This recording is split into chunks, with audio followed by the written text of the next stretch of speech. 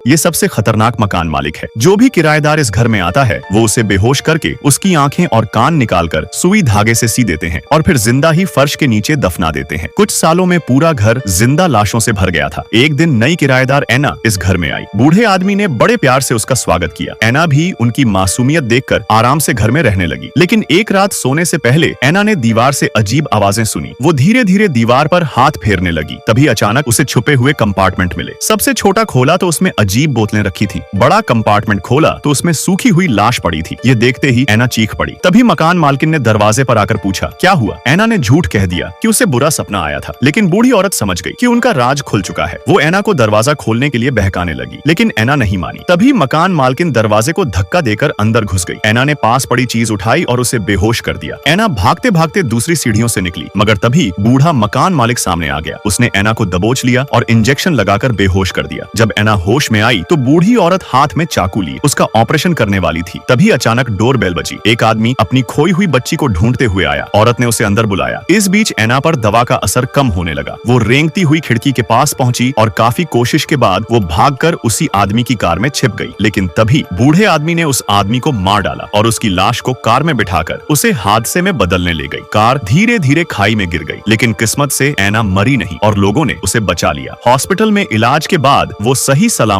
अपने माँ बाप के पास लौट आई। उसने सोचा अब माता पिता उसका ख्याल रखेंगे। लेकिन समय के साथ एना डिप्रेशन में चली गई और एक दिन वो वापस उसी गेस्ट हाउस लौटी। उसने खुद को जिंदा लाश बनने के लिए सौंप दिया। उसे सबसे अंधेरे तहखाने में दफना दिया गया, क्योंकि उसके लिए यही सबसे अच्छा अंत है।